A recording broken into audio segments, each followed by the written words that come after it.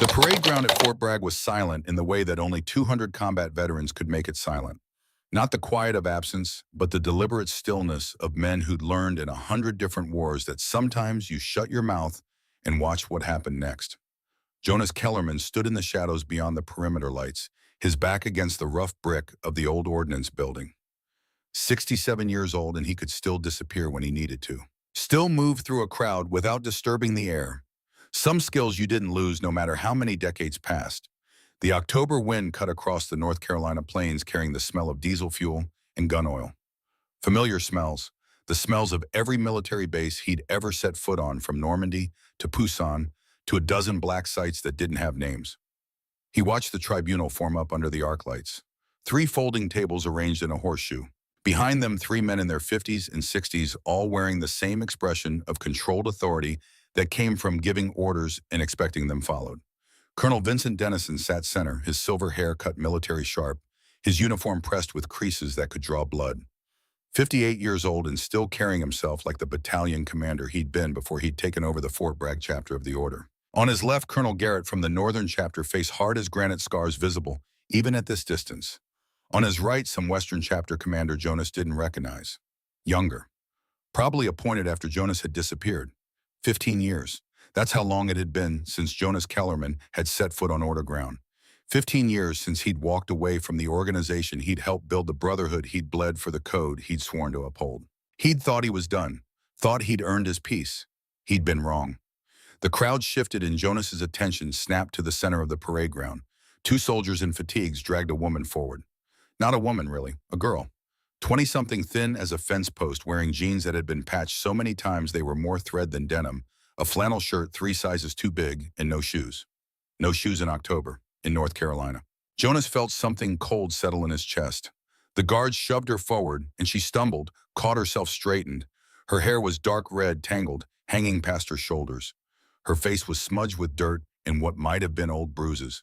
But she stood straight, kept her chin up, looked Colonel Dennison right in the eye.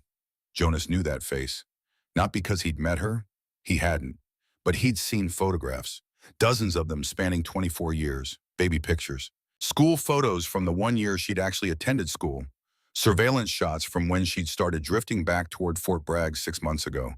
He'd never approached her, never let her see him, never interfered, until now. "State your name," Dennison's voice carried across the parade ground with parade ground precision. The girl didn't flinch. "Marlo Kane." A murmur went through the crowd.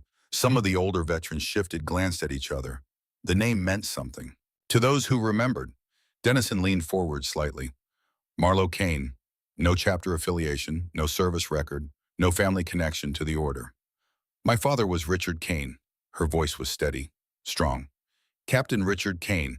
He served with the 82nd Airborne, transferred to OSECS in '43, awarded Silver Star at Normandy, Purple Heart at Bastogne, and died in a training accident at this base in 1948. The murmur grew louder, more men shifting, more glances exchanged. Dennison's expression didn't change. "Captain Kane is not listed in our chapter rolls. Because you erased him." Marlo's hands were fists at her sides. "After you killed him." The parade ground went dead silent. Jonas felt his jaw tighten. The girl had courage. Stupid courage, maybe, but courage nonetheless. Dennison stood slowly. "That is a serious accusation, Miss Kane. Do you have evidence to support it?" "I have his journals, his investigation notes, his final report before he died." "And where are these documents?" Marlo hesitated. Just a fraction of a second. But it was enough. Dennison smiled, not a pleasant smile. "You don't have them here, do you? Perhaps you left them in the bunker where we found you, the abandoned munitions bunker on the eastern perimeter, the one that's been off limits since the '50s. Movement at the edge of the crowd. A blonde woman in a crisp uniform stepped forward, holding up a clear plastic evidence bag. Even from this distance, Jonas could see what was inside. Small glass vials, papers with Cyrillic script. The blonde woman was maybe 30, beautiful in the way that predators were beautiful. All sharp angles and calculated grace. Jonas didn't need to ask who she was. He'd been tracking her for 2 months. Octavia Dennison, the colonel's daughter. This was found in Miss Kane's possession. Octavia's voice was cold, professional. 6 cyanide capsules in medical vials. 12 pages of coded communication matching known Soviet cipher patterns. And this. She held up a photograph. Jonas couldn't see the details from here, but he could guess. A photograph taken 3 weeks ago of a Soviet handler meeting with an unknown contact in Fayetteville. We believe Miss Kane is that contact. The crowd's mood shifted. Silence turned to anger, angry murmurs. Hands moving to weapons that weren't there. Marlowe's face had gone pale. That's not mine. I've never seen any of that before. It was hidden in the bunker where you were living. Octavia moved closer, the circling like a shark. The same bunker where classified order documents were stored before it was decommissioned. Documents that have been missing for months. I didn't take anything. I didn't. You were found in a restricted area. Dennison's voice cut through Marlowe's protest. In possession of classified materials and enemy contraband. By the laws of the order, you stand accused of espionage and treason. Marlowe looked around the crowd, searching for a friendly face, for anyone who might speak for her. No one moved. Jonas felt the cold thing in his chest spread to his limbs. He'd seen this before. Seen the order turn on one of their own. Seen good men destroyed by accusations and politics, and the kind of corruption that grew in any organization that operated outside official oversight. He'd seen it happen to Richard Kane, Vivaz. He wasn't going to watch it happen to Richard's daughter. The penalty for treason is death. Dennison looked out at the assembled veterans. But we are not savages. We follow the old code. Trial by ordeal. 3 challenges. If Miss Kane survives all 3, she will be judged innocent and granted full chapter protection. He paused, let the words sink in. If she fails even 1 challenge, she will be executed as a traitor and buried in an unmarked grave. Marlowe swayed slightly. For the first time, Jonas saw fear break through her composure. Colonel Garrett stepped forward. The man was 45, massive and scarred with knuckles that looked like they'd been rebuilt after breaking on too many faces. I'll take first challenge. Garrett's voice was eager. Hand to hand. Tomorrow at dawn. Dennison nodded. Accepted. Miss Kane, you have until sunrise to prepare. Marlowe opened her mouth, closed it, opened it again. I can't fight Colonel Garrett. I don't have training. I don't have... Then you should have thought of that before you betrayed us. Octavia smiled. Guards escort Miss Kane to holding. The 2 soldiers grabbed Marlowe's arms, started dragging her toward the detention building. Jonas pushed off from the wall, old, tired. 3 bullet wounds that ached in cold weather and a knee that had never been the same since Pusan. But some debts didn't expire. He stepped into the light. The effect was immediate. The soldiers dragging Marlowe stopped. The crowd turned. Conversations died mid-sentence. Jonas walked forward. Not fast, not slow. The same measured pace he'd used walking into 100 different dangerous situations. The pace that said he knew exactly where he was and exactly what he was doing, and if you had a problem with that, you could step up and say so. No one stepped up. He was wearing civilian clothes. Black slacks, black shirt, black jacket. Nothing military about the outfit except the way he wore it. Straight spine, square shoulders, eyes that swept the crowd and cataloged every face, every weapon, every potential threat. Kellerman. The whisper started at the edge of the crowd and rippled inward. The Phantom. He's supposed to be dead. I heard he was in a VA hospital. I heard he went crazy living in the mountains. Jonas ignored them, kept walking until he stood 10 feet from the tribunal table. Colonel Dennison had gone very still. His face showed nothing, but Jonas had known the man for 30 years. Knew the tells, the slight tightening around the eyes, the way his right hand moved an inch closer to the service pistol on his belt. Jonas Kellerman. Dennison's voice was carefully neutral. This is unexpected. Vincent. Jonas didn't bother with rank or titles. They were past that. You're making a mistake. Am I? The girl's innocent. You have evidence to support that claim. I have 24 years of watching her, protecting her, making sure she survived despite your best efforts to erase her existence. A muscle jumped in Dennison's jaw. I don't know what you're talking about. Yes, you do. Jonas glanced at Octavia. And so does she. The bunker where you found Marlowe isn't abandoned. It's a dead drop.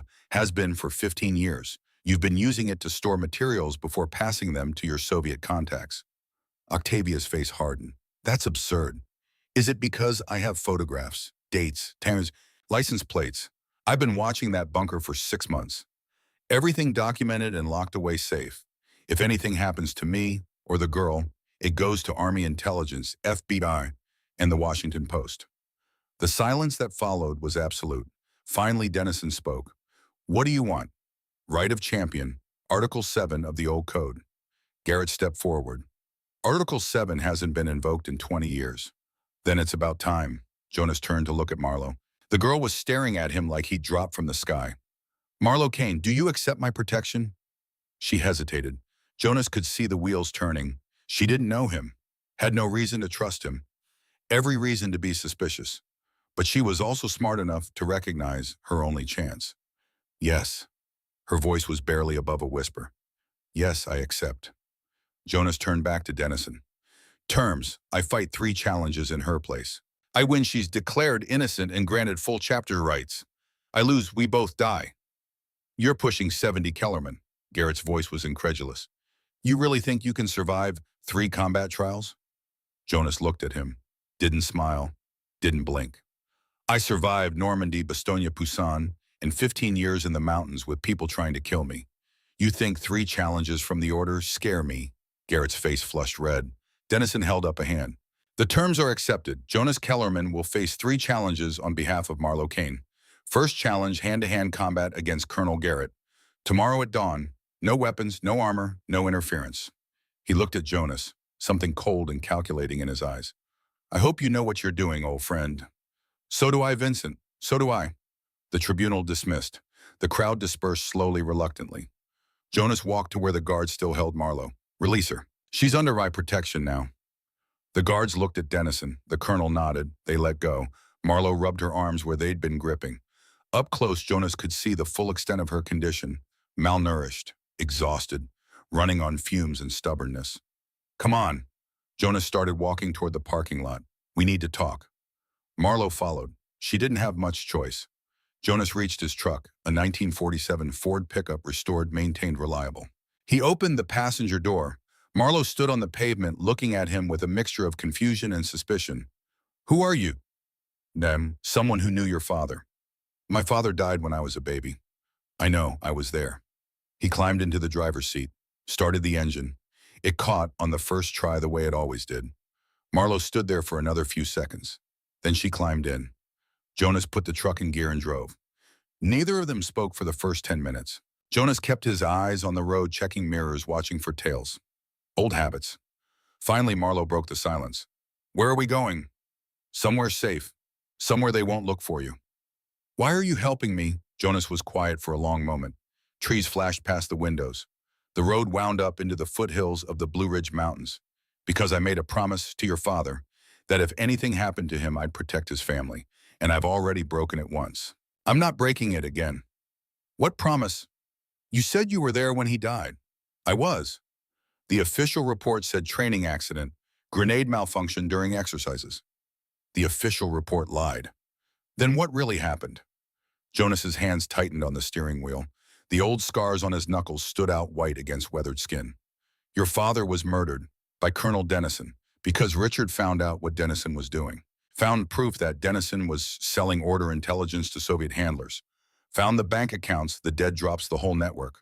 He glanced at Marlo. Her face had gone very pale. Richard tried to report it through proper channels, tried to bring evidence to the other chapter commanders. But Dennison had people everywhere, had contingencies. The night before Richard was supposed to testify, there was an accident during training exercises. And you just let it happen. Her voice was sharp, angry. I didn't know until it was too late. By the time I figured out what Dennison had done, Richard was buried and you were barely a year old and your mother was already dying of grief. Jonas took a breath, let it out slow.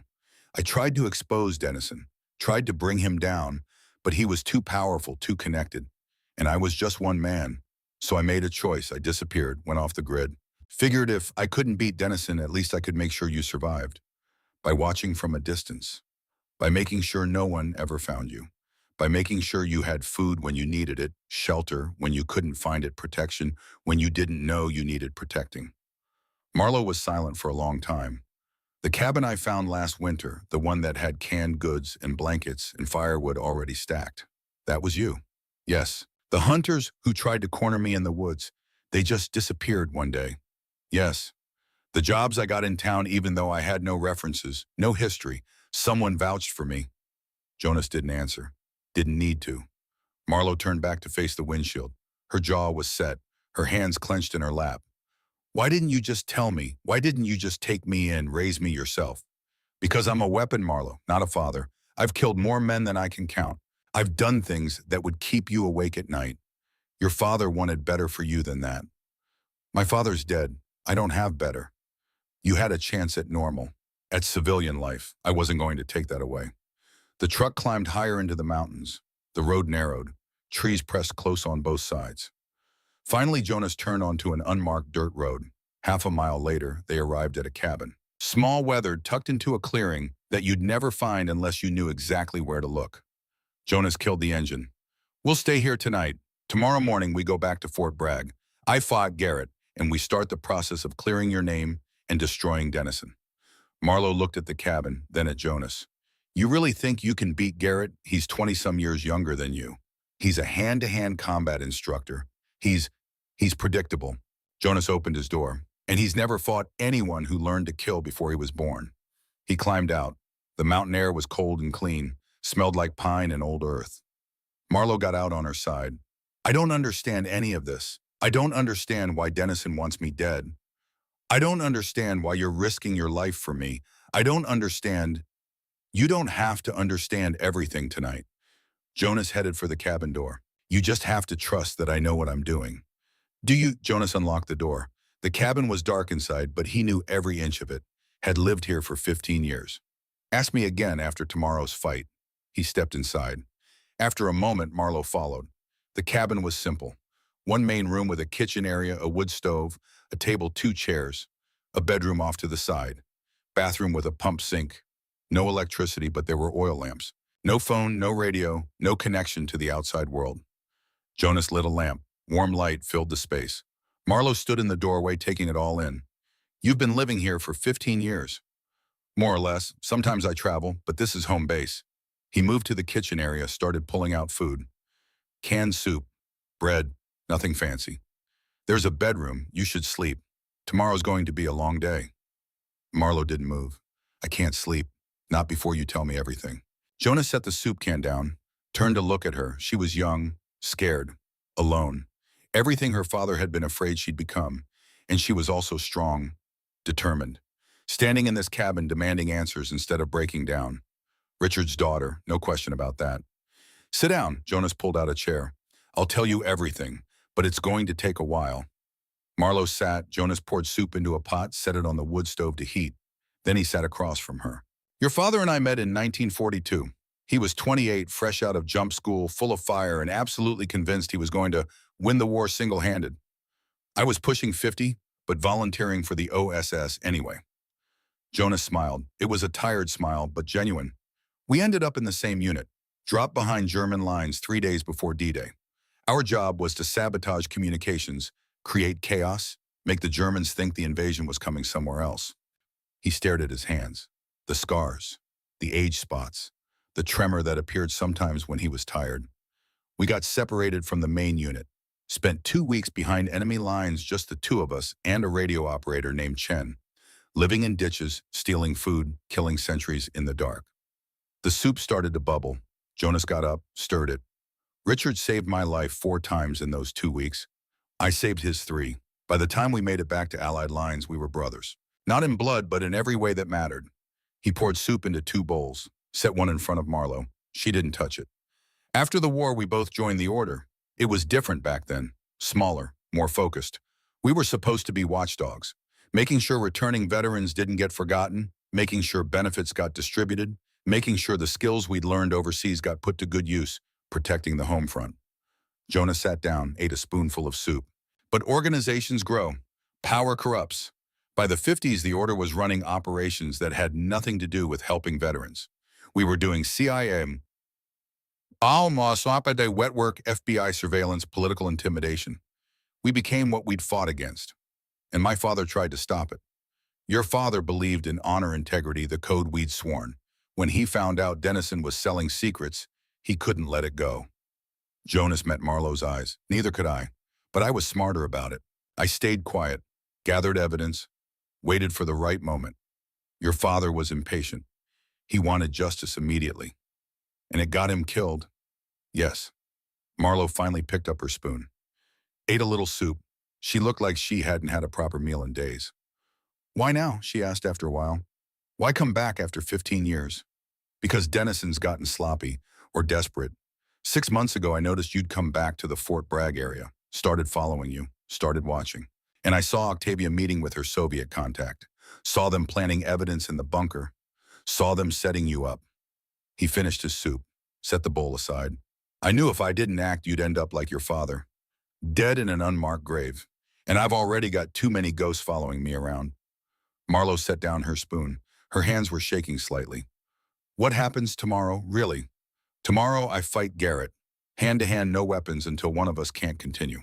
Can you win? Jonas stood, walked to the window, looked out at the dark trees, the stars barely visible through the canopy. I've got arthritis in both knees. My right shoulder doesn't rotate like it used to, and I can't see as sharp as I could 10 years ago. He turned back to her.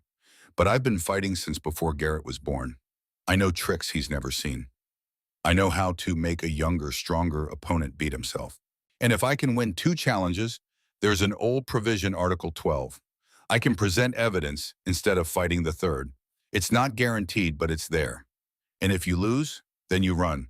I've got MAPS money contacts. You disappear and you never look back. I'm not running. Yes, you are. Because if I fall, Denison wins. And I'm not letting you die for pride. Marlo stood, crossed to where Jonas was standing. She was small next to him, barely came up to his shoulder. But there was steel in her spine. My father died fighting Denison. You're about to risk your life fighting Denison. I'm not running away and letting that sacrifice mean nothing. Jonas looked down at her, saw Richard in her eyes, that same stubborn refusal to back down. You're just like him, you know that. Good. They stood there for a moment, 2 people connected by ghosts and promises. Finally, Jonas spoke. Get some sleep. I need to prepare. Marlo nodded, headed for the bedroom.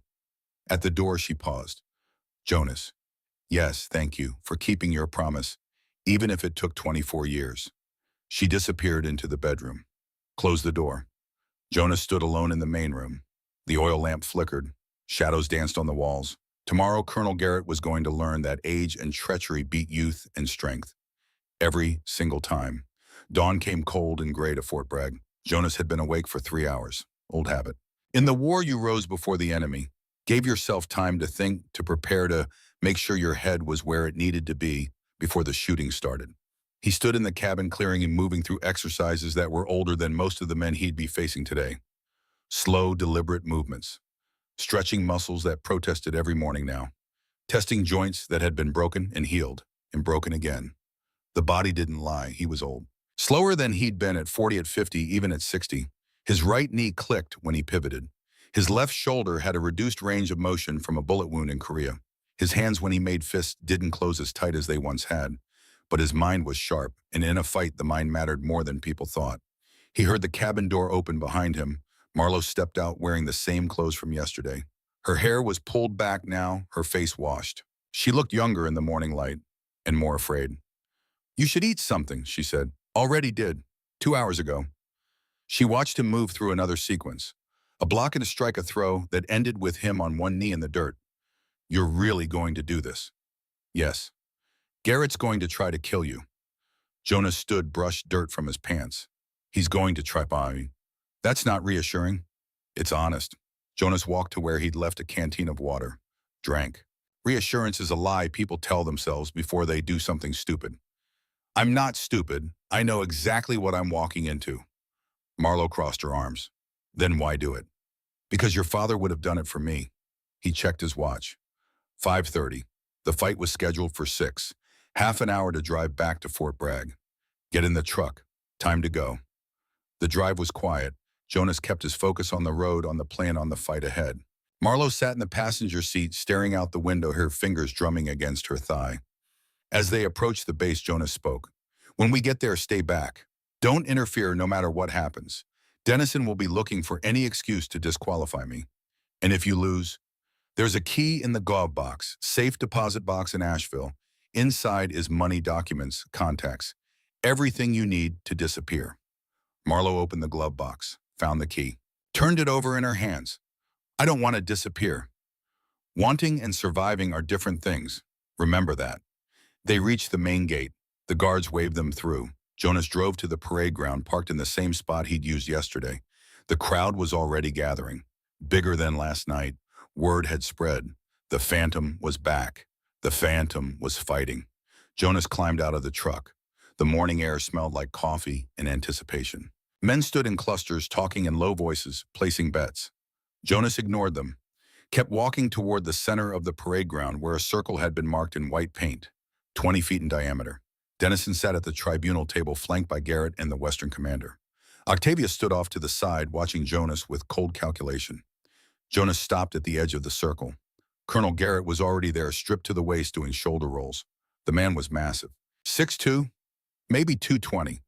All of it muscle and scar tissue. Garrett saw Jonas and grinned. "Morning, old man. Sleep well?" "Well enough." "Good. I'd hate for you to have any excuses when this is over." Jonas said nothing. He pulled off his jacket, then his shirt. The morning cold hit his skin like a slap. The crowd got quiet. Jonas was no longer the fighter he'd been in his prime. His skin was looser, marked with age spots. His muscles were corded and lean rather than bulked. His chest and stomach showed every rib.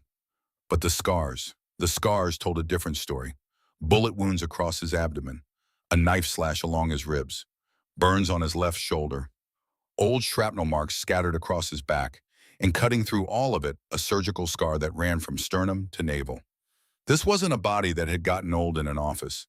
This was a body that had been through wars and somehow kept functioning. Garrett's grin faded slightly. Dennison stood. "The rules are simple. Hand-to-hand combat, no weapons, no biting, no eye gouging. Fight continues until one combatant yields, is rendered unconscious, or is unable to continue." "Are the terms understood?" "Yes," Garrett said. "Yes," Jonas said. "Then take your positions." Jonas stepped into the circle. Garrett did the same, moving to the opposite side. 20 feet of white paint between them. Dennison raised his hand. "Begin." Garrett didn't wait. He came straight in, fast and aggressive. A rushing tackle, trying to use his size and momentum to drive Jonas into the ground.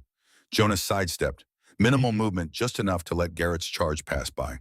As the younger man went past, Jonas brought his elbow down hard on the back of Garrett's neck. Not hard enough to cause real damage, just hard enough to send a message. "I'm faster than you think." Garrett stumbled, caught himself, spun around. His face was flushed. He came in again, this time with more control. A jab-cross combination. Jonas blocked both strikes, absorbed the impact. Garrett's fists hit like hammers. Garrett pressed forward with a knee strike. Jonas twisted, took it on his thigh instead of his gut. The impact sent a spike of pain through his leg, but he stayed upright. Another punch. Jonas slipped it. Another. Jonas deflected it. Garrett was fast, well-trained, but he was fighting the way they taught in modern combat schools. Jonas fought the way they taught him in 1940. Dirty, practical, focused on one thing. Survival. Garrett threw a hook. Jonas didn't block. Instead, he moved inside the punch, too close for it to land with power, and drove his palm into Garrett's solar plexus. The younger man's breath exploded out. He backpedaled, gasping. Jonas didn't press. He stepped back, gave Garrett space to recover. Some in the crowd booed. They wanted blood. Jonas didn't care what they wanted. Garrett got his wind back, his face dark red now. Angry. He came in harder, faster, a flurry of strikes that forced Jonas backward. Punches, elbows, knee strikes. Professional, relentless. Jonas blocked what he could, absorbed what he couldn't. Each impact drove home the reality. Garrett was stronger. One solid hit to the head or body could end this. But Garrett was also getting frustrated, getting sloppy. A wild haymaker. Jonas ducked under it, stepped in close, and swept Garrett's lead leg. The big man went down hard. The ground shook. Jonas stepped back again, gave him space. Garrett climbed to his feet, breathing hard now. 2 minutes of fighting, and he was already showing fatigue. Jonas, meanwhile, wasn't even breathing hard. "Getting tired, Colonel." Jonas's voice was calm. Garrett's answer was a roar and another charge. This time, Jonas met him head-on. They collided in the center of the circle, locked up, each trying to leverage the other off balance. Garrett was stronger. He started to drive Jonas backward. Jonas let him. Let the younger man think he was winning. Let him commit his weight and strength to the push. Then at the last second, Jonas dropped his hips, turned, and used Garrett's own momentum to throw him. A basic judo throw. Hip toss. Garrett flew through the air and landed outside the circle with a thud that could be heard across the parade ground. The referee stepped forward. "Out of bounds. Return to center." Garrett climbed to his feet. His face was now a mask of pure rage. They returned to center. This time, Garrett abandoned technique entirely. He came in swinging wild and powerful. Jonas weathered the storm. He took hits to his arms, his shoulders, his ribs. Pain blossomed with each impact. And while Garrett was swinging, he wasn't defending. Jonas waited for the opening, found it between two wild hooks. He stepped in and drove his fist into Garrett's liver. The liver shot, one of the most devastating strikes in combat. Not because it did permanent damage, but because it short-circuited the nervous system. Garrett's eyes went wide. His hands dropped. His knees buckled. He went down like a tree being felled. Jonas stood over him, breathing, steady, hands still up. The referee counted. 1, 2, 3. Garrett tried to get up, made it to his hands and knees, vomited. 4, 5, 6. Garrett's arms gave out. 7, 8, 9, 10. The referee waved his arms. Fight's over. Jonas Kellerman wins by knockout. The parade ground was silent. Jonas walked to the edge of the circle. Someone handed him a towel. He wiped sweat and blood from his face. His ribs were already bruising. He looked at Dennison. 1 down, Jonas said. What's next? Dennison stood slowly.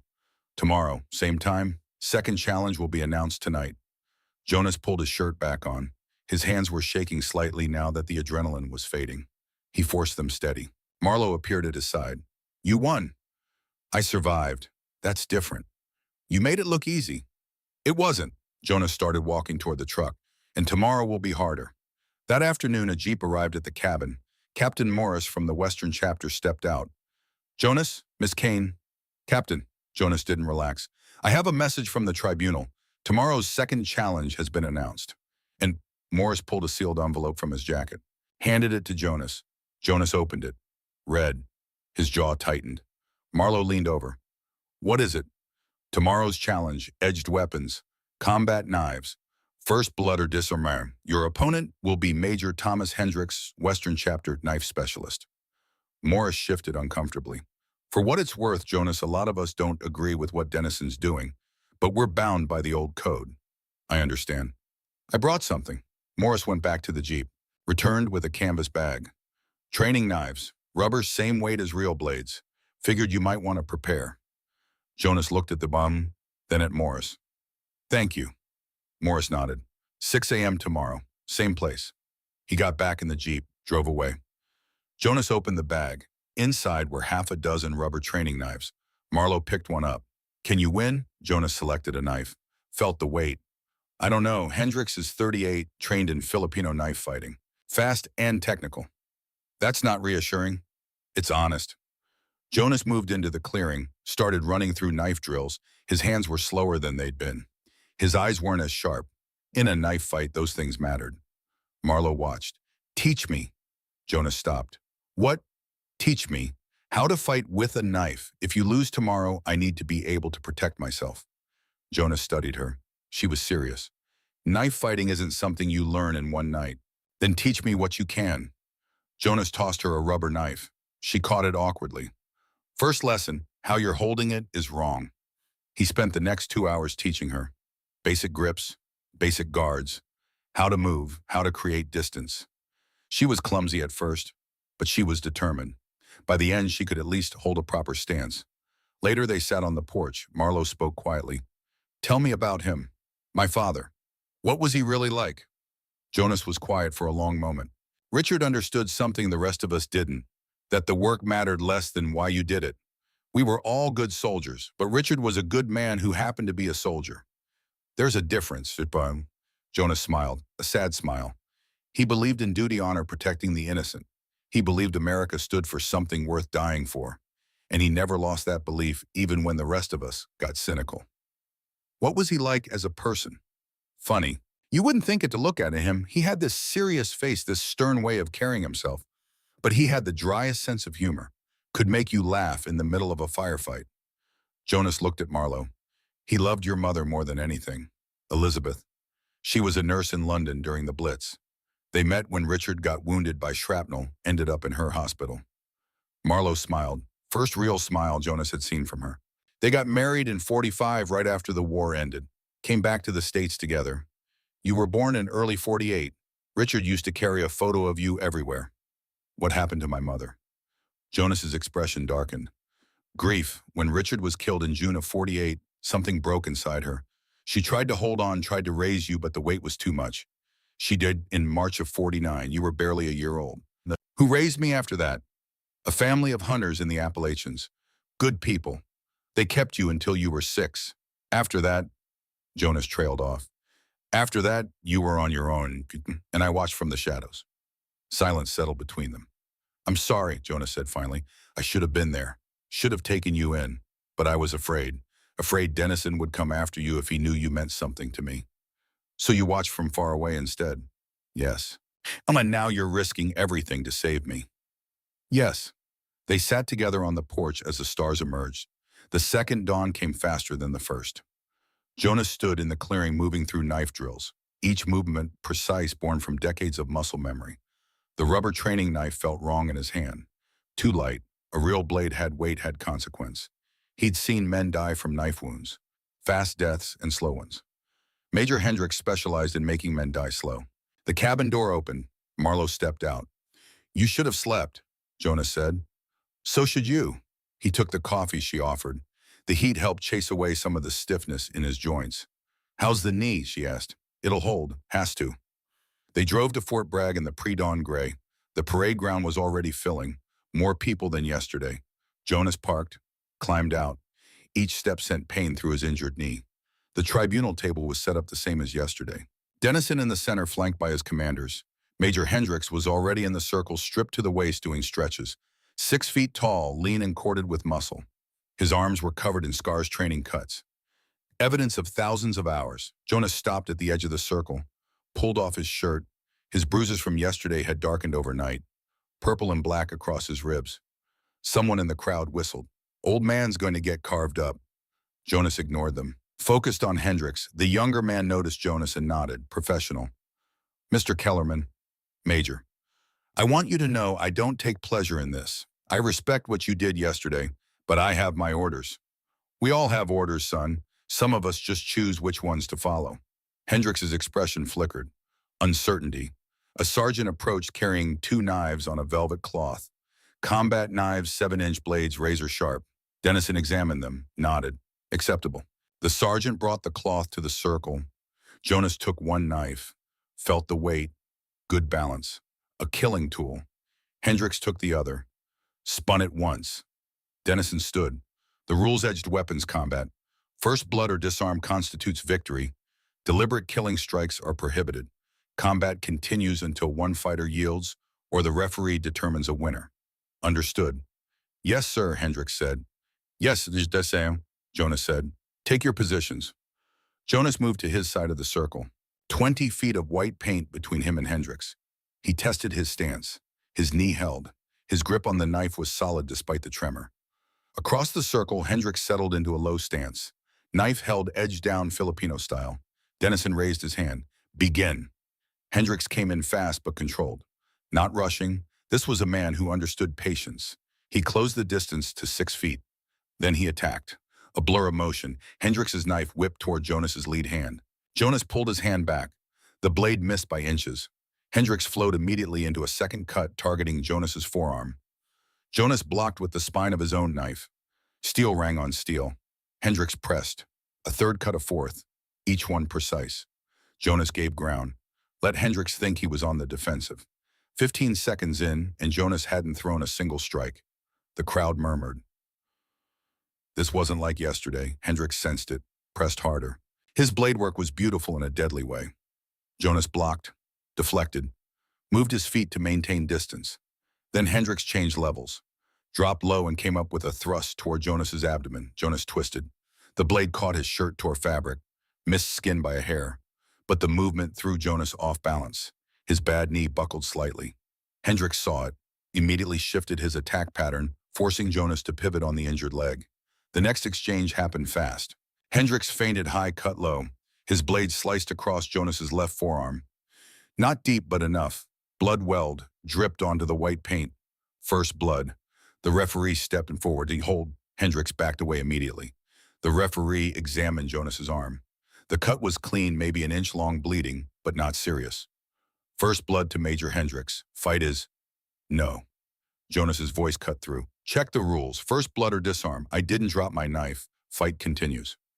The referee looked at Dennison. Dennison's face was stone. The rules state first blood ends the match. The rules state first blood or disarm constitutes victory.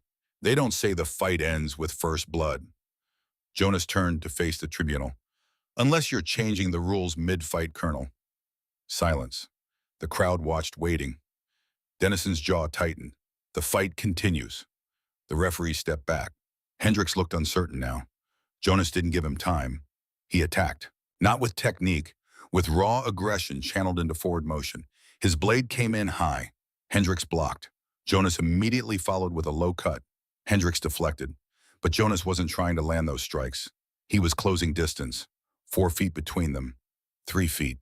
2 feet. Too close for proper knife work now. This was grappling range. Jonas dropped his knife hand and grabbed Hendricks's knife wrist with his free hand, locked it down. Hendricks tried the same, reaching for Jonas's weapon hand. Jonas was faster. He brought his knife up not to cut, but to press the flat of the blade against Hendricks's throat. Standoff. Jonas had the blade at Hendricks's neck. Hendricks had his hand locked on Jonas's wrist. They stood frozen muscles straining. Jonas was older, weaker. Hendricks started to force the blade away. So Jonas did something Hendricks didn't expect. He dropped his own knife. Hendricks's eyes widened. In that split second of distraction, Jonas grabbed Hendricks's knife wrist with both hands. Classic joint lock. Jonas twisted hard. The pain was immediate and overwhelming. Hendricks's fingers spasmed. The knife fell. Jonas caught it in midair. Before Hendricks could react, Jonas swept the younger man's legs. Hendricks went down hard. Jonas dropped a knee onto Hendricks's chest. Pressed the knife, Hendricks's own knife, against his throat. Yield. Hendricks, gasping, face twisted in pain, looked up at Jonas. Saw the knife at his throat. I yield. Jonas stood immediately. Stepped back. Dropped the knife. The referee raised his hand. Disarm and submission. Jonas Kellerman wins. The parade ground erupted in conversation. Jonas retrieved his own knife from where he'd dropped it, handed both blades to the referee. Then he walked to where Hendricks was sitting up, cradling his wrist. Jonas offered his hand. Hendricks looked at it, then took it. Jonas pulled him to his feet. Smart, Hendricks said. Dropping your weapon? I didn't see that coming. Neither did I until I did it. Hendricks laughed. Pained but genuine. You're a crazy old bastard, you know that. So I've been told. Jonas walked toward the edge of the circle. His forearm was still bleeding. Someone handed him a towel. Marlowe appeared at his side. You're hurt. Barely. You dropped your knife. What if he'd been faster? He wasn't. That's not, I won. That's what matters. Jonas looked toward the tribunal. 2 down, Dennison. What's next? Dennison stood slowly. His face was unreadable. Tomorrow. Dawn. Final challenge. What's the challenge? Dennison smiled, cold and sharp. Firearms.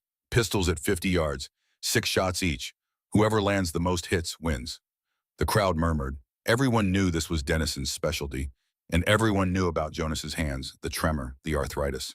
At 50 yards with iron sights, steady hands were everything. Jonas said nothing, just nodded. And Jonas, Dennison's smile widened. I'll be your opponent. I think it's time we settled things. Man to man. Agreed. Jonas turned and walked away. Marlowe followed. They reached the truck. Jonas's arm had stopped bleeding. He's going to kill you, Marlowe said quietly. You can't beat him at 50 yards, not with your hands. Not in a straight fight, Jonas said. But I'm not planning on playing straight. They drove back to the cabin in silence. Jonas spent the afternoon at his makeshift shooting range. Paper targets at 25 and 50 yards, backstop of old sandbags. He fired round after round from his 1911 pistol, the same gun he'd carried since Korea. But knowing didn't help when his hands shook. At 25 yards, he could still group his shots. 5 rounds in a 6-inch circle. At 50 yards, the groups opened up. 12 inches, 15 inches. Some shots missed entirely. Unacceptable. Marlowe sat on a stump nearby watching. Jonas fired another 6 rounds. 3 hits on target, 3 misses. He lowered the gun, stared at his hands. The tremor was worse when he was tired. I can't win this, he said quietly. Not straight up. Then we run. Right now, we disappear. Jonas shook his head. Dennison won't let it go. The only way this ends is if I beat him or die trying. Those aren't the only options. Jonas looked at her. What do you mean? Marlowe stood. You said it yourself. You can't win straight up. So don't play straight. Change the game. How about? I don't know, but you're the one who taught me that rules have loopholes. Jonas was quiet for a long moment. Then he smiled, slow and dangerous. You're right. About what? About changing the game. Jonas holstered his pistol. Come on, we have work to do. And they spent the evening going through Jonas's files, documents he'd collected over 15 years, surveillance photos, financial records, everything he had on Dennison and Octavia's Soviet connections. This, Jonas said, spreading photographs across the table, this is what Dennison's afraid of. Not me beating him tomorrow. This. The photos showed Octavia meeting with a man in a long coat, Slavic features. Petrov, Jonas said, KGB handler working out of their DC embassy. I've got 12 meetings documented between him and Octavia over the past 8 months. How does this help you win tomorrow? It doesn't, but it gives us leverage. Jonas sorted through more documents. Dennison's been selling order intelligence for 20 years. Names, operations, safe houses.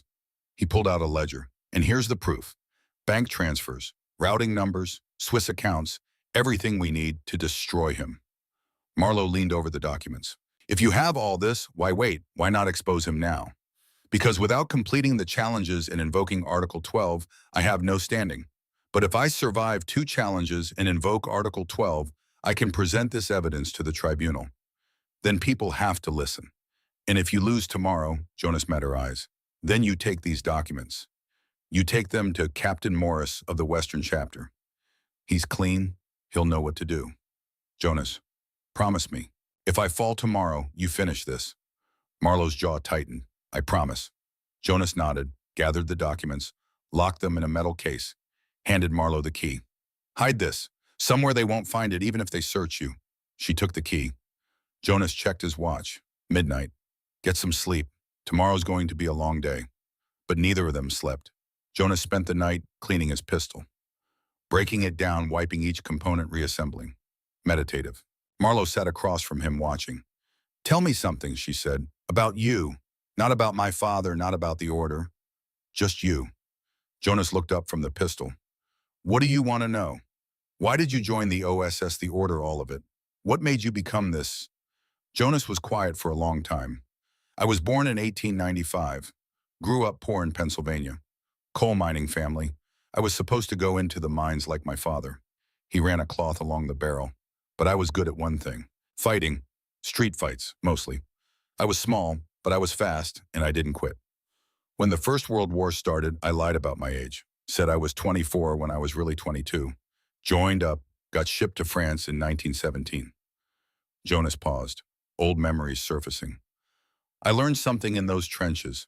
I learned that I could stay calm when other men panicked, could think when bullets were flying, could kill when necessary and not let it break me. He reassembled the pistol. Smooth, practiced movements. Your father asked me once why I never settled down. Never married, never had kids. You know what I told him? Marlowe shook her head. I told him I was already married. To the mission, to the work. And that marriage required all of me. There was nothing left over for anything else. Do you regret it? Jonas looked at her. Really looked at her. Saw a young woman who'd lost everything, survived anyway. I used to think I didn't.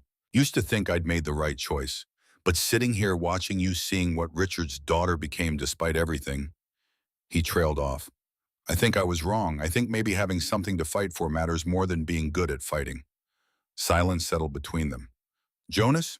Yes. Don't die tomorrow. Jonas smiled, sad and tired. I'll do my best. The first light of dawn crept through the cabin windows. Jonas stood, checked his pistol one last time. Loaded the magazine, 7 rounds, federal ball ammunition. He holstered the weapon, put on his jacket. Marlowe stood too. I'm coming with you. I know. They walked out to the truck together.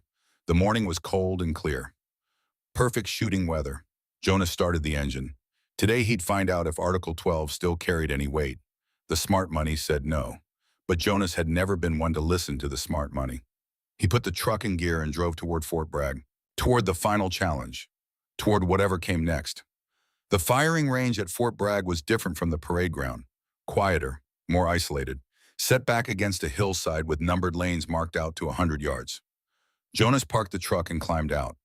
3 days of combat had left their mark, pain shooting through his knee with every step, ribs tender from yesterday's bruising. The crowd was smaller today, maybe 100 people. What remained were Order veterans men who understood what this final challenge meant. This wasn't about entertainment. This was about power, about legitimacy. The tribunal table was set up at the 50-yard line. Dennison sat center, flanked by Colonel Garrett, still moving stiffly in the Western commander. Two firing positions had been established, side by side, separated by 10 feet. Downrange, two man-sized paper targets hung on frames, black silhouettes against white paper. Center mass marked with concentric rings. Jonas walked to the firing line. Marlowe followed, staying back. She was carrying the metal case with the documents. Smart girl. Dennison stood as Jonas approached. The colonel looked confident, rested. He was wearing his dress uniform, medals displayed. Jonas, sleep well? Well enough. Good. I'd hate for you to have excuses when this is over. Dennison gestured to the range. The rules are simple. 6 shots each, fired from 50 yards.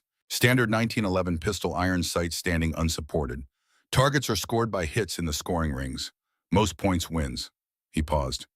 In the event of a tie, we continue with additional rounds until there's a clear winner. Jonas nodded. Understood. And Jonas? No tricks this time. Just you, me, and 50 yards of honest distance. Wouldn't have it any other way, Vincent. They moved to their respective firing positions. A range officer inspected both pistols. Standard 1911s, identical ammunition. Jonas loaded his weapon. The magazine slid home with a familiar click. He chambered around. His hands shook as he set the pistol on the table. Dennison noticed, smiled. The range officer raised his voice. Shooters, take your positions. You will fire 6 rounds on my command. Targets will be scored after all rounds are expended. Questions? Neither man spoke. Shooters ready. Jonas picked up his pistol, extended it toward the target. His arms were steady enough at full extension, the tremor less visible. Through the iron sights, he could see the target. 50 yards looked like a mile. He took a breath, let it out slowly. Dennison beside him was rock solid, textbook perfect. Fire when ready. Dennison fired first. The shot cracked across the range. A hole appeared in his target. Center mass, dead center of the highest scoring ring. Jonas squeezed his trigger. His pistol bucked. Downrange, his target showed a hit. Outer ring, still scoring but nowhere near Dennison's precision. Second shot. Dennison fired. Another hole punched through center mass. Jonas fired. This shot was better. Inner ring. Third shot. Dennison's rhythm never changed. Another perfect hit. Jonas fired. Outer ring again. His hands were shaking worse now. Fourth shot. Dennison, center mass. Fifth shot. Dennison, center mass. Sixth shot. Dennison, center mass. 6 shots, 6 perfect hits. Jonas fired his final 3 rounds. 2 hits in the inner rings, one that barely caught the edge of the target.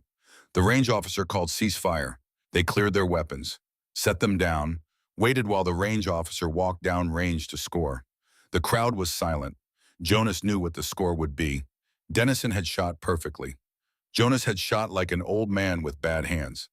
The range officer returned with the targets. Colonel Dennison's 6 rounds fired 6 hits, total score 98 out of possible 100. A murmur from the crowd. 98 was expert level. Mr. Kellerman's 6 rounds fired 6 hits, total score 62. The murmur turned into conversation. 62 was respectable, but against 98 it wasn't close. Dennison had won. The colonel turned to Jonas. His smile was triumphant but restrained. A good effort, Jonas. Better than I expected, honestly, but not good enough. Jonas said nothing, just looked at Dennison with those cold gray eyes. Dennison's smile faded slightly. The challenge is concluded. Jonas Kellerman has failed the 3rd trial. According to the terms agreed upon, both he and Marlowe Kane forfeit their lives. He nodded to the guards. Take them into custody.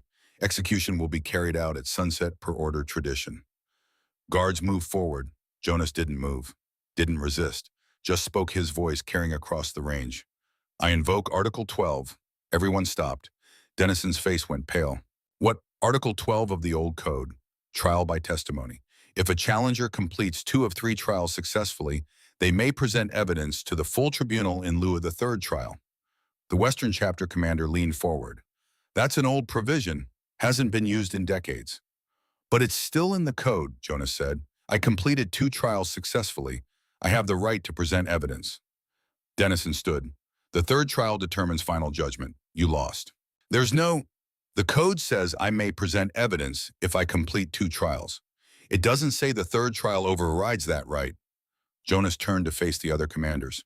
Unless you're planning to violate the code you claim to uphold, silence. Colonel Garrett stood slowly. The man's face was still bruised. He looked at Dennison, then at Jonas. He's right. Article 12 is clear. 2 successful trials grant the right of testimony. The Western commander nodded. I concur. Dennison's jaw clenched. This is irregular. So is changing the rules mid-challenge, Jonas said. So is setting up an innocent woman with planted evidence. So is murdering a decorated veteran 24 years ago because he discovered your treason. The crowd erupted, voices shouting questions, accusations. Dennison raised his hand for silence. When he spoke, his voice was ice. You're making serious accusations, Jonas. I hope you have proof. Jonas turned to Marlo. She stepped forward, opened the metal case. Jonas took the first folder, opened it, held up a photograph.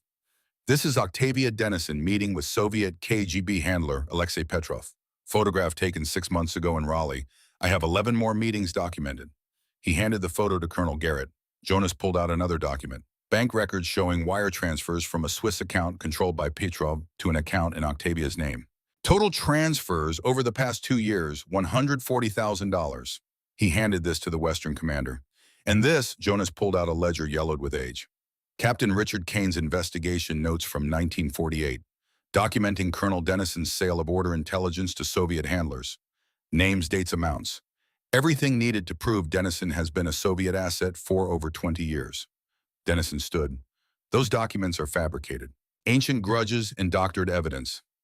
Then explain the bank transfers, Jonas said. Explain the photographs. Explain why your daughter was meeting with a known KGB operative. I don't have to explain anything to you. No, but you do have to explain to them. Jonas pointed to the assembled veterans. To every man here who trusted you, who followed you, who thought they were serving their country while you sold them out to the enemy. Octavia stepped forward from the crowd. Her face was twisted with rage and fear. He's lying. Those photos are fake. The documents are. Your handwriting is in the ledger, Jonas said calmly. Notes about dead drops, payment schedules, intelligence packages. We can verify it. Octavia went silent. Dennison looked around, saw the faces of the men he'd commanded for 2 decades, saw the doubt, the anger, the betrayal. He made his choice. His hand dropped to his service pistol. Jonas was faster. The 1911 he'd fired moments ago was still in his hand. He hadn't holstered it. He raised the weapon, pointed it at Dennison. Don't. Dennison froze, hand on his pistol grip. I beat you twice already this week, Vincent. I'll beat you a 3rd time if you force me. But I'd rather not shoot an unarmed man in front of witnesses. Unarmed? Dennison's laugh was bitter. You're pointing a gun at me. Yes. And you're reaching for yours. The difference is mine's already out. Slowly, Dennison moved his hand away. Colonel Garrett stood. Vincent Dennison, you're under arrest for treason, conspiracy, and murder. Surrender your weapon. For a long moment, Dennison didn't move. His eyes locked on Jonas. 30 years of history between them. You couldn't let it go, Dennison said quietly. After all this time. You killed Richard Kane. You killed my brother. No, Vincent, I couldn't let it go. Dennison unbuckled his gun belt, let it fall. Guards moved in, took him by the arms. As they led him away, Dennison spoke over his shoulder. Octavia had nothing to do with this. She was following my orders. Jonas shook his head. No, she's not. But you're still trying to protect her. Even now. Dennison didn't respond. The guards marched him toward the detention building. Octavia tried to run, made it 10 feet before 2 veterans grabbed her. The tribunal reconvened quickly. Colonel Garrett took the chair Dennison had occupied. Jonas Kellerman, you have presented evidence of treason and murder. The tribunal finds this evidence credible and sufficient. Vincent Dennison and Octavia Dennison will be held for formal trial. He paused. As for Marlo Kane, the evidence against her was clearly fabricated. All charges are dismissed. She is declared innocent. Garrett looked at Jonas. You completed 2 trials successfully. You invoked Article 12 correctly. And you've exposed corruption that goes to the highest levels of our organization. The tribunal thanks you for your service. I don't want thanks. I want justice for Richard Kane. You'll have it. Dennison will face military tribunal. The evidence you've provided will be forwarded to Army intelligence and the FBI. When he's convicted, he'll spend the rest of his life in prison. Jonas nodded slowly. And the girl? Miss Kane is free to go. She's also entitled to full chapter membership if she wants it as the daughter of a decorated veteran. Garrett looked at Marlo. Do you accept? Marlo stepped forward, looked at the tribunal, at the assembled veterans, at the organization that had killed her father and tried to kill her. No, thank you, but no, I don't want anything from the order. She turned to Jonas. I just want to go home. Jonas holstered his pistol. picked up the metal case, took Marlowe's arm. Then let's go home. They walked through the crowd. Men stepped aside to let them pass. Some nodded with respect. Others just stared. Jonas didn't care. He was done with this world. They reached the truck, climbed in. And as Jonas started the engine, Captain Morris approached. Jonas? A word. Jonas rolled down the window. Morris looked uncomfortable. I just wanted to say what you did, exposing Dennison. That took courage. You're looking now. That's what matters. Morris nodded. We're going to clean house. Make the order what it was supposed to be. Good luck with that. Will you help? We could use someone like you. Jonas looked at Morris, saw a good man trying to do the right thing. No, I'm done. Find someone younger, someone who still believes. Morris stepped back. If you change your mind, I won't. Jonas rolled up the window, drove away. In the rearview mirror, he watched Fort Bragg disappear. Marlowe was quiet for a long time.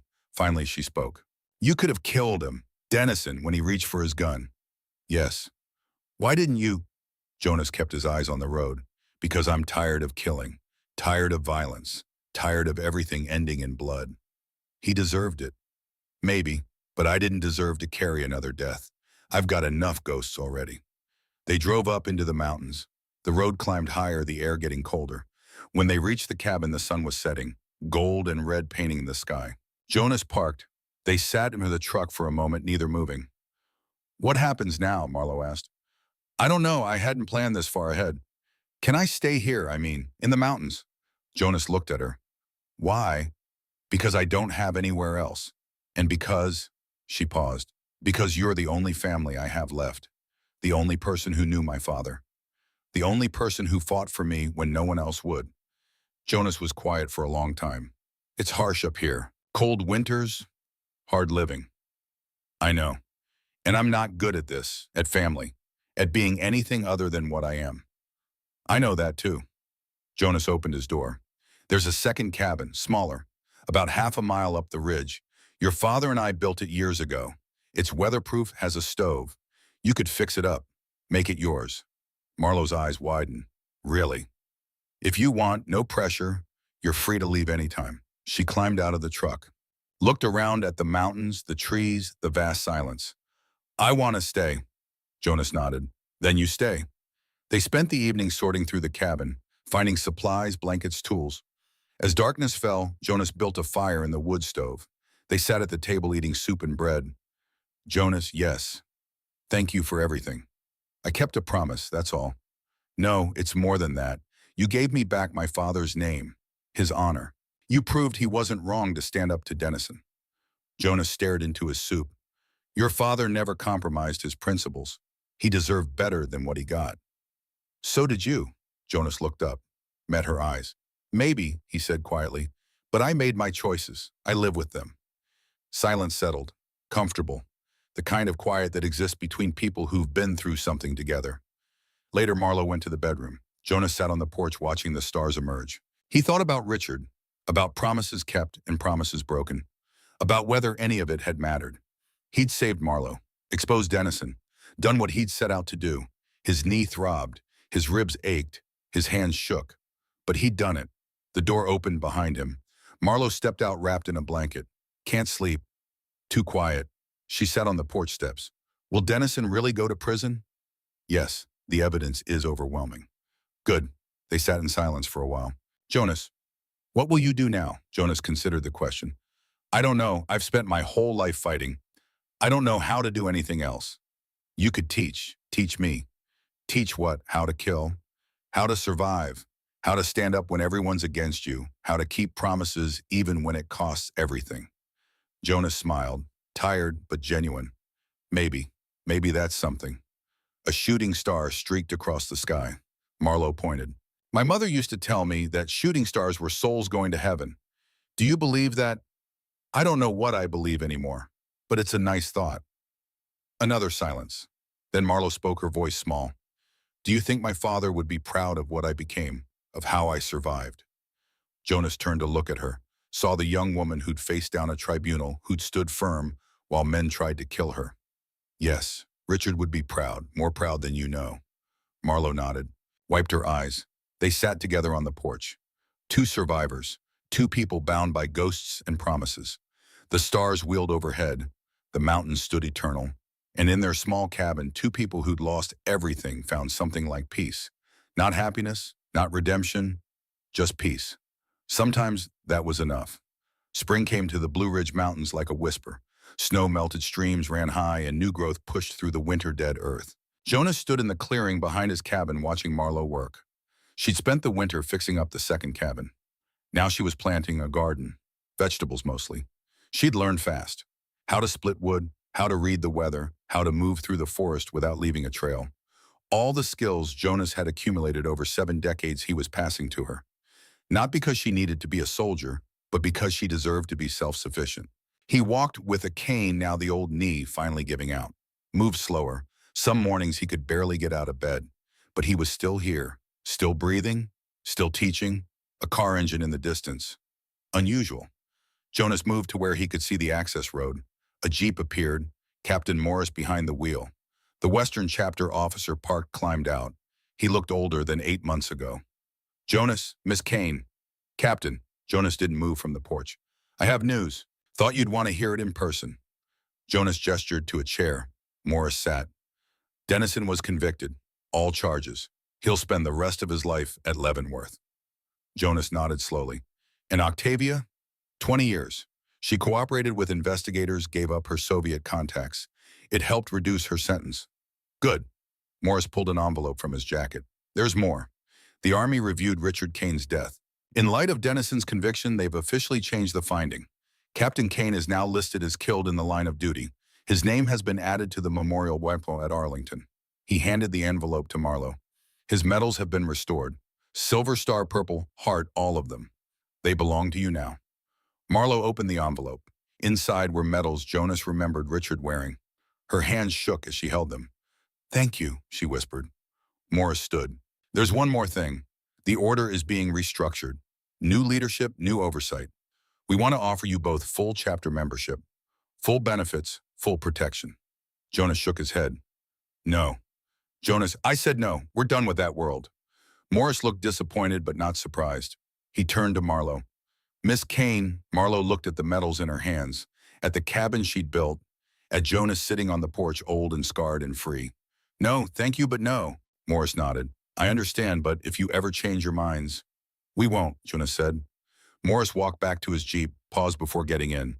"For what it's worth, Jonas, what you did changed everything. The order is better now, cleaner. We're actually helping veterans again." "Good, but that's your fight now, not mine." Morris climbed in, started the engine. "If you need anything—" "We won't." The jeep drove away, disappeared into the trees. Marlo sat on the porch steps holding her father's medals, tears running down her face. Jonas didn't speak, just sat with her. Let her grieve. After a while, Jonas went inside, returned with a yellowed envelope. "Your father wrote this, June 1948, the day before he was killed." He handed it to Marlo. "I kept it all these years, couldn't bring myself to destroy it, couldn't bring myself to give it to you until now." Marlo opened it with shaking hands. Inside, a letter in neat handwriting. "My dearest Marlo, if you're reading this, I'm gone. But know that I fought for something worth dying for. Truth, honor. The belief that good men can make a difference. I trust Jonas Kellerman with my life and yours. He's a hard man, but a good one. If he's watching over you, you're safe. Listen to him, learn from him, and forgive him if he seems distant. Some men show love through action, not words. Be strong, little one. Be brave. Be better than I was. Your father, Richard." Marlo read it twice, 3 times, tears streaming down her face. Jonas stood silent, hands in pockets, looking at the mountains. Finally, Marlo folded the letter carefully, put it back in the envelope. "He knew," she whispered. "He knew you'd protect me." Jonas nodded. "He knew I'd try." "You did more than try. You succeeded." Jonas looked at her. "Did I? You grew up alone, afraid I could have done more. You did enough." Marlo stood, walked to Jonas, put her hand on his arm. "You kept your promise. That's what matters." They stood together, looking out at the mountains, 2 people bound by a dead man's trust. And somehow, against all odds, that was enough. After a moment, Marlo wiped her eyes. "Jonas, can I ask you something?" "Yes." "Do you have regrets about how you lived your life?" Jonas looked out at the mountains, at the vast silence. "Many regrets," he said quietly. "Too many to count. But but I kept my promise to Richard, and that matters more than the rest. Marlo nodded. She went inside, came back with a small wooden box Jonas recognized. His medals. She set it on the table next to her father's letter and medals. We should display these. Both of you earned them. They're just metal and ribbon. No, they're proof that you mattered, that you both mattered. Jonas looked at the boxes, at the decades of service they represented. Do what you want with them, he said. I don't need reminders. Marlo took both boxes inside. A moment later, Jonas heard the sound of hammer on nail. She was hanging them where they could be seen. He didn't go in to look. Didn't need to. Some things were better left to the next generation. Jonas sat alone on the porch. He didn't know how many years he had left. Maybe 5, maybe 10 if he was lucky. But however many remained, he'd spend them here, in the mountains, teaching Marlo, keeping Richard's daughter safe. He closed his eyes, felt the spring sun on his face, heard Marlo moving inside the cabin. The phantom was gone now, replaced by an old man who'd finally found something worth more than fighting. Peace, purpose, family. It was enough.